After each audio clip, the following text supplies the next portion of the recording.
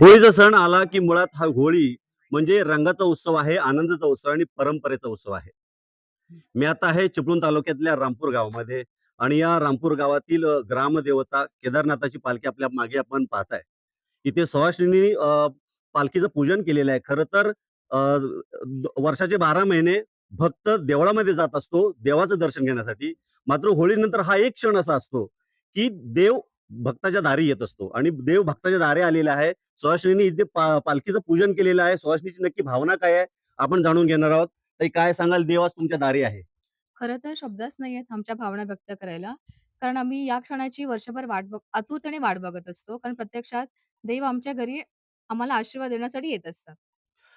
आपण पाहिलं सुहासिनीचं असं म्हणणं आहे, की आतुरतेनं आम्ही त्यांची वाट बघत असतो देवाची, की देव वर्षभरातनं एकदा आमच्या दारी येत असतो. इथले काही ग्रामस्थ आहेत, की नक्की ही परंपरा कधीपासून चालू आहे आणि याच्या मागचं महत्त्व काय आहे आपण जाणून घेणार आहोत. अ, काय सांगाल तुम्ही? देव प्रत्येकाच्या दारी फिरतोय. कसं आहे, की कालांतराने जवळ-जवळ 150 वर्षापूर्वी, 200 वर्षापूर्वी ही प्रथा आमच्या इकडे चालू झालेली आहे. ही प्रथा कायमस्वरूपी राहावी म्हणून जनसमुदाय आमचा जमत असतो आणि हे जनसमुदायाने सगळ्यांचा आशीर्वाद देव देत असतो. कारण प्रत्येकाच्या घरी देव हा जाऊन ते पूजन सगळं करत असतात आणि ते पूजन केल्यानंतर प्रत्येक माणसाला समाधान होतं आणि ही तिची मूळ प्रथा आहे आणि होलिका म्हणून आपले लागलेलं आहे 3 तारखेला होलिका म्हणून तिथपासून देव हा घरोघरी फिरत असतो.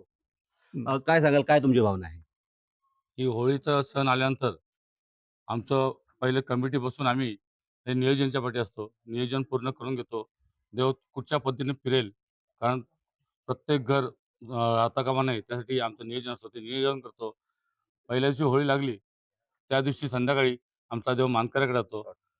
मानकऱ्याकडे तो कार्यक्रम होतो आणि त्यानंतर दुसऱ्या दिवसापासून देव गौरव घ्यायला सुरुवात करतो.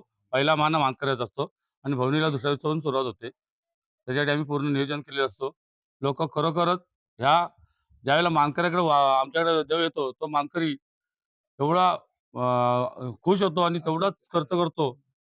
तो देवाचा एवढा मोठा उत्सव साजरा करतो, की त्याला आम्ही शब्दात सांगू शकत नाही. अ, आपण पहिलेच जी ग्रामस्थांची भावना आहे ती खूप उत्साही आहे. खरं तर वर्षभर भक्त देवळामध्ये जात असतो, देवाकडे गाऱ्हाणे मागत असतो, देवाची पूजा अर्चा करत असतो. मात्र हा एक असा क्षण असतो होळीनंतर, की देवच जो भक्त आहे त्याच्या दारी येत असतो आणि हा क्षण तो टिपण्यासाठी किंवा तो सण साजरा करण्यासाठी संपूर्ण ग्रामस्थ एकत्र येतात आणि ही परंपरा, संस्कृती आणि हा आनंदाचा उत्सव साजरा करण्यासाठी संपूर्ण ग्रामस्थ एकत्र येऊन हा सण साजरा करत असतात. कॅमेरामॅन प्रफुल्लसह मी राजेश जाधव, न्यूज 18 मराठी, चिपळूण, रत्नागिरी.